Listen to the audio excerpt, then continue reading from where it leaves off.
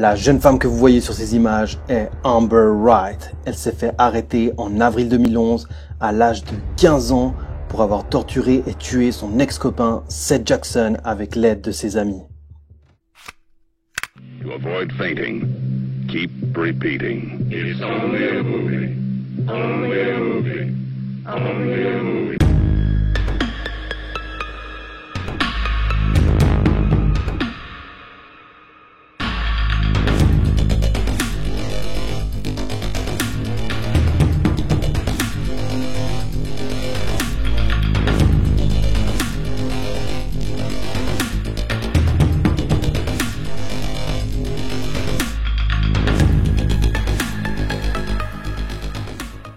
Salut tout le monde et bienvenue dans ce nouvel épisode d'Inside Story.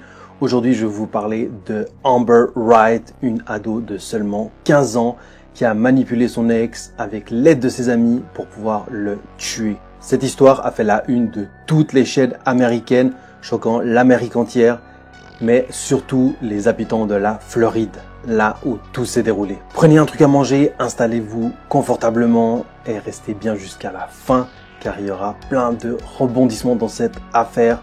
C'est vraiment une histoire de malade. Aujourd'hui, je vous présente le cas d'Amber Wright, meurtre entre ados.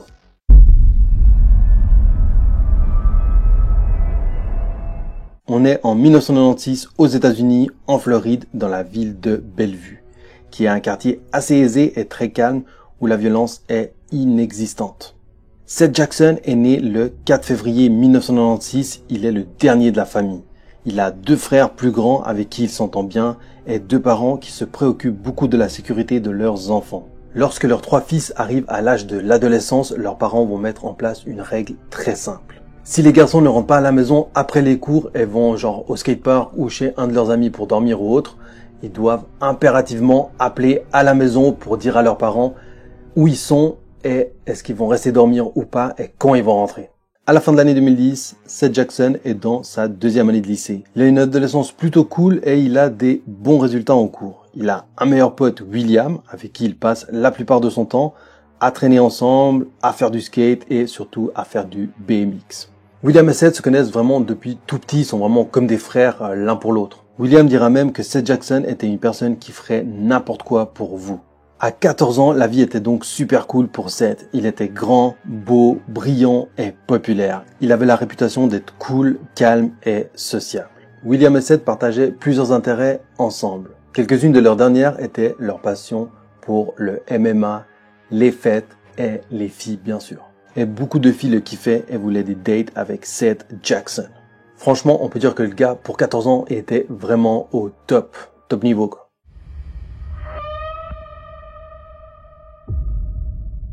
En décembre 2010, Seth commence à sortir avec une jolie rousse prénommée Amber Wright. Amber vit avec ses parents. Son père est un homme assez violent et qui boit beaucoup. Elle vit également avec son demi-frère qui s'appelle Hooper et qui s'entend très mal avec son beau-père. Amber est une personne qui a confiance en elle, elle a un bon cercle d'amis et elle est aussi très populaire à l'école. Tous les deux ont très vite matché, en particulier Seth qui est tombé très vite fou amoureux d'Amber.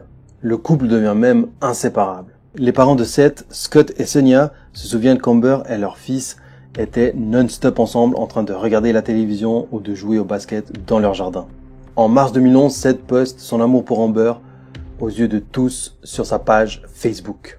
Mais alors que leur relation est intense, elle bat également de l'aile. Il y a un peu d'huile sur le feu qui arrive. Doucement, quoi. C'est normal, hein. C'est tout le temps comme ça va bien et après la merde arrive. Une grande partie de leur relation tourne autour de la consommation d'alcool et de la fumette. Ils ont tous les deux des problèmes de confiance et de jalousie l'un envers l'autre. Ça leur arrive même de se taper dessus. Amber a un esprit vraiment très manipulateur envers Seth, mais malheureusement ça sera pas assez pour que Seth la quitte. Seth est vraiment très loin de savoir à quel point Amber va le faire souffrir et de ce qu'elle est capable de faire. En mars 2011, leur relation prend fin lorsque Amber décide de quitter Seth brutalement et sans explication. Quelques jours après leur rupture, le 28 mars 2011, Seth annonce sur son Facebook qu'il est célibataire. Ce qui lança une grosse dispute de rage sur les commentaires Facebook entre Amber et Seth. Seth écrit qu'il a appris qu'Amber l'avait trompé et l'avait quitté pour un autre, que c'était une menteuse et une tepue. Dans un autre commentaire, Seth a accusé Amber d'avoir pris de la méthamphétamine, ce qui va ramener plein d'amis d'Amber qui vont commenter pour la défendre. Amber a répondu à Seth en lui disant de garder les conneries qu'il balance en l'air pour lui-même. Elle lui écrit également « Fais-moi une faveur, considère-moi comme morte pour toi, je ne t'ai jamais aimé. Je ne veux plus jamais entendre ton nom, tu n'es pas un vrai homme pour accepter une rupture. » Seth Jackson répond « Tu as raison, c'est fini toi et moi, et nous devons l'accepter. Mais je ne laisserai pas Mike manger son gâteau aussi. » Quand Seth dit ça, il fait référence à Amber en parlant du gâteau. Genre, le nouveau mec que t'as, je laisserai pas manger le gâteau aussi. Genre, je laisserai pas manger Amber aussi. Goûter à Amber, quoi. Le Mike dont Seth parle dans son commentaire est Michael Bargo. 18 ans, c'est le jeune avec lequel Amber l'a trompé. Et Seth vient de découvrir maintenant que Amber et Bargo se sont mis ensemble. Ils n'ont pas seulement trompé, mais ils se sont mis en couple. Et cette info le blesse et va amener les disputes encore dans un autre sommet. Michael Bargo, 2 ans après avoir emménagé en Floride, a acquis la réputation d'un mec qui joue les durs à cuire. Bargo a des troubles mentaux. Il a grandi dans une maison remplie de violence et de conflits. Son père était un alcoolique au tempérament explosif. Et en grandissant, Bargo lui-même explose dans des crises de rage extrêmes. Il s'est déjà fait arrêter par la police à 2 reprises et en plus de ça, il était connu pour porter un revolver de calibre 22 partout où il allait. Donc le mec, il était tout en armée, non-stop. Seth et Bargo se détestent mutuellement. Ils ne peuvent pas se supporter à un point qu'ils n'arrêtent pas de s'échanger des messages d'insultes sur Facebook. Seth a même défié Bargo de se battre en 1 contre 1, d'homme à homme, et qu'il le battrait. Un soir, Seth entend dire que Bargo et Amber se rendent à une soirée ensemble. Il décide donc d'y aller aussi pour s'occuper du cas de Bargo. Je vous rappelle juste que Seth n'a que 15 ans et que Bargo en a 18. Seth arrive à la soirée et se confronte directement à Bargo. Malgré que Bargo soit plus âgé, Seth l'envoie au sol d'une seule droite, le mettant KO quelques minutes devant tout le monde. C'est une véritable humiliation pour Bargo d'avoir été mis KO par Seth devant toutes les personnes présentes à la fête alors qu'il est plus jeune que lui. Bargo l'a vraiment en travers de la gorge et compte bien se venger d'une manière ou d'une autre.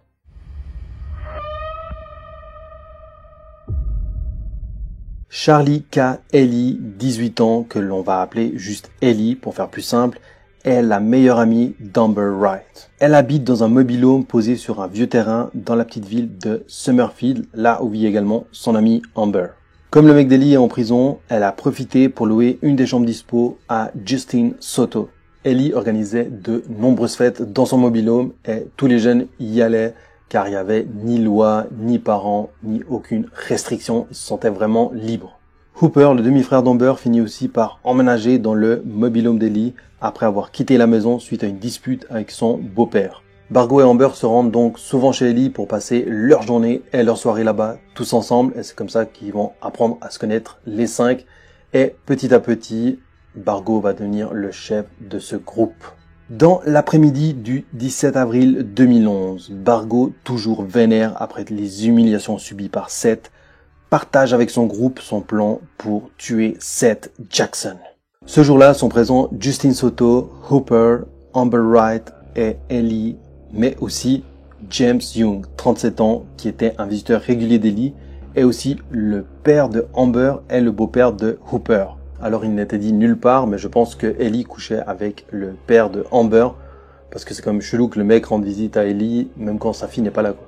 Bargo avait tout planifié, et il savait exactement le rôle que chaque personne tiendra dans ce meurtre. Bargo a eu l'idée d'attirer Seth grâce à Amber. Amber devra dire à Seth qu'elle veut le voir afin de raviver la flamme entre eux.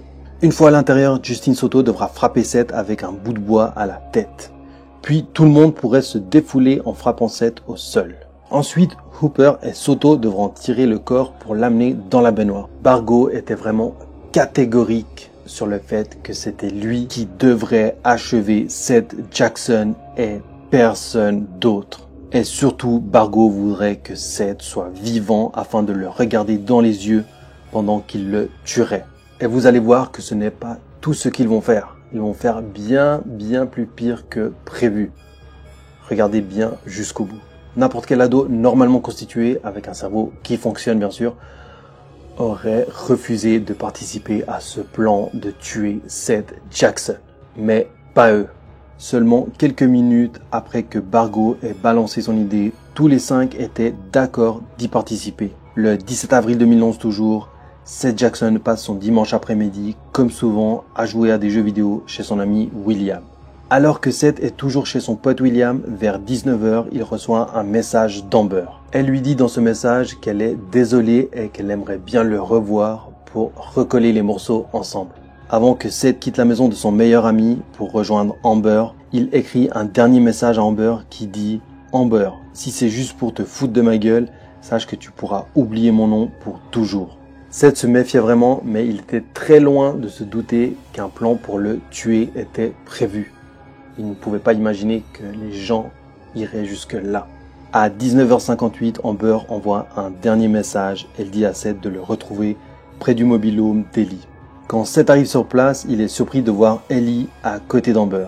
Mais Amber le rassure et le persuade de rentrer à l'intérieur pour discuter tranquillement. Finalement, Seth va accepter et va rentrer à l'intérieur pour discuter. Une fois à l'intérieur, il voit Hooper, mais Hooper est amical avec lui et il le connaît depuis longtemps vu que c'est le demi-frère d'Amber, ce qui est logique. Amber réussit à apaiser Seth en disant à Hooper de quitter la pièce car elle veut parler à Seth en privé. Hooper rejoint Bargo et Soto dans la chambre d'à côté pour préparer le moment de leur attaque sauvage. Mais Hooper prend une petite seconde de conscience et n'a plus envie de le faire. Là, Bargo pète un câble et lui dit qu'il doit le faire car il s'est foutu de sa sœur et de lui et que Seth Jackson mérite de mourir. Rapidement, il réussit à reprendre le contrôle sur Hooper qui lui dit « Tu as raison, il faut le faire ». Amber était en train de distraire Seth dans le salon quand tout d'un coup, Hooper et Soto sont sortis de la chambre, ont sauté sur Seth et ont commencé à le frapper avec des bouts de bois. Malgré les coups, Seth se relève et court vers la porte de sortie. Mais Bargo sort de la chambre et ouvre le feu sur Seth. Il le touche 2 fois dans le dos. Malgré ces 2 coups de feu dans le dos, Seth réussit à sortir dehors et il atteint presque la route quand Soto le plaque au sol. Et avec Hooper et Bargo, il le ramène dans le mobil-home. Une fois à l'intérieur, les 3 ados le traînent jusqu'à la salle de bain. Ensanglanté et gravement blessé, Seth est toujours en vie quand il se fait placer dans la baignoire.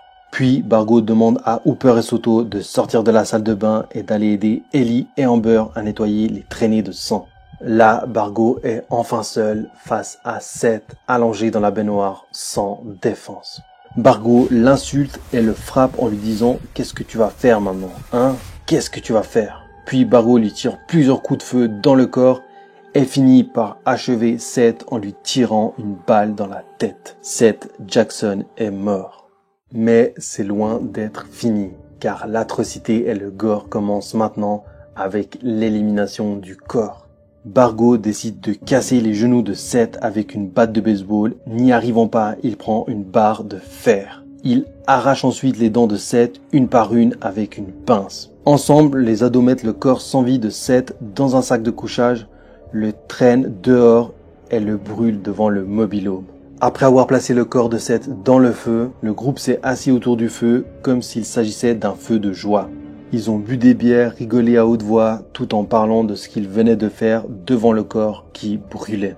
Les voisins diront plus tard qu'ils avaient entendu des coups de feu et vu des grandes flammes, mais comme ils avaient entendu des jeunes rigoler à haute voix et s'amuser et la musique à fond, ils se sont dit que ce n'était qu'une fête. Le lendemain, James Young, 37 ans, le plan cul d'Ellie, entre parenthèses, qui est aussi le père de Amber, vient les aider à faire disparaître les restes de corps calcinés.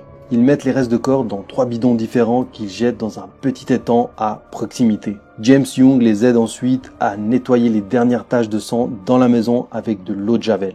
Une fois que tout était propre, le groupe se relaxe et font même des parties de basketball. C'est des vrais malades mentaux quoi les mecs. Comme je vous avais dit au tout début de l'histoire, les parents de Seth avaient mis une règle en place que Seth avait l'habitude de suivre. Seth appelait toujours à la maison pour prévenir s'il dormait chez son ami ou s'il rentrait plus tard. Comme Seth n'est pas rentré ce soir du 17 avril, sa mère a tout de suite su qu'il s'était passé quelque chose. Le lendemain, elle a immédiatement signalé la disparition de son fils à la police. Et le jour d'après, sa disparition fut diffusée partout dans les journaux. Quelques kilomètres plus loin, Hooper, qui était retourné à la maison, regardait la télé avec sa mère quand la nouvelle de la disparition de Seth est apparue d'un coup à la télé. Hooper a tout de suite avoué avoir été témoin du meurtre, mais a nié qu'il y avait participé. Sa mère a immédiatement informé la police. Alors qu'elle était assise dans le bureau de police, la mère était très loin de se douter que ses deux enfants ont participé au meurtre de Seth Jackson et qu'ils ne retourneront plus jamais à la maison.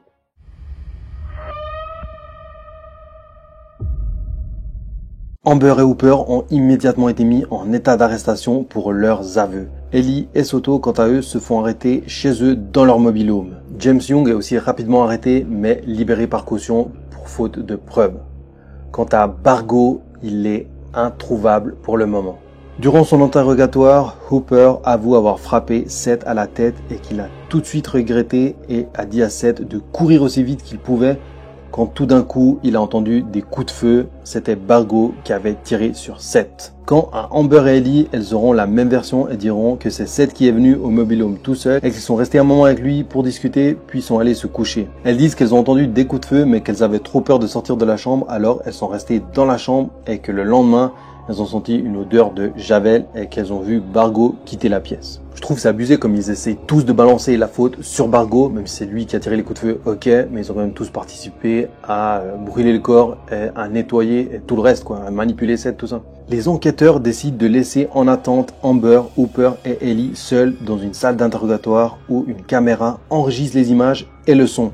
Les trois jeunes ne s'en rendent pas compte et discutent entre eux des différents rôles qu'ils ont eu dans le meurtre de Seth Jackson. On entend même Amber dire « Merde putain, je vais passer 20 ans en prison, fais chier ». Grâce à cet enregistrement, les enquêteurs connaissent maintenant le rôle que chaque personne a eu dans le meurtre de Seth Jackson. Grâce à cela aussi, James Young se fait arrêter à nouveau et il finit par avouer son aide pour avoir caché les restes du corps de Seth, mais dit que ce n'était pas son idée. Donc lui, il a vraiment, je pense, un problème mental ou des troubles, j'en sais rien, car le mec met la faute sur les jeunes et dit que c'est pas de sa faute, c'est pas son idée. Alors que le mec c'est un adulte.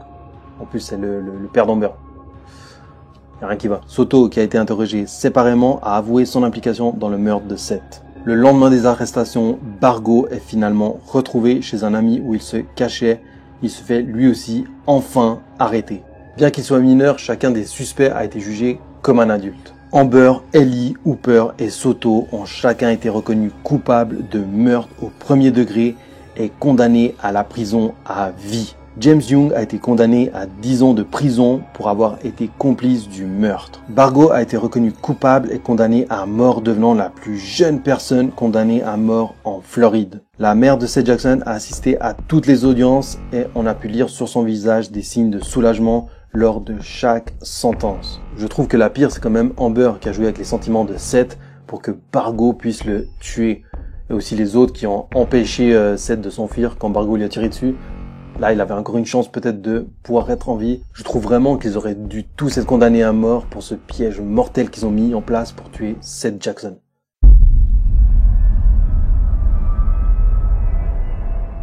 Voilà, c'est la fin de l'histoire de Amber Wright, meurtre entre ados. J'espère que vous avez kiffé cette histoire. Si c'est le cas, je vous laisse mettre un pouce en l'air, un commentaire pour me dire si vous connaissiez déjà cette histoire et également partager la vidéo avec vos amis, envoyez le lien, c'est vraiment très simple, un clic, le lien envoyé et ça aide la chaîne à monter en puissance. Quant à moi, je vous dis, fermez bien vos portes et vos fenêtres le soir. On se retrouve à une prochaine histoire. C'était Inside TV.